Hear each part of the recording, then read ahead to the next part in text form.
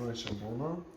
Имаме очертания, по които да заложим, и освен очертанията имаме и бордове, 2 мм бордове, които ни служат за ориентир за залагане. Не съм сигурен дали слагаме детайлите правилно, но това не е от значение за пробата.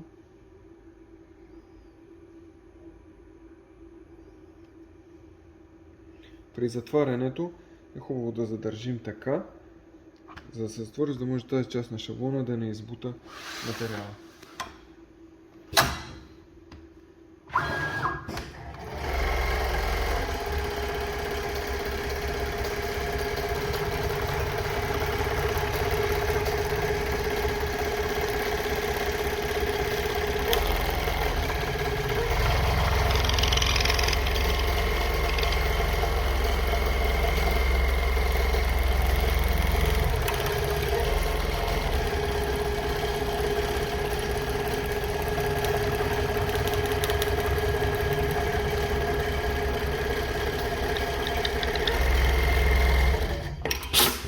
Както видяхме на шаблона, по време на шиене, машината тук в тези участъци изпълни това условие за троен бот.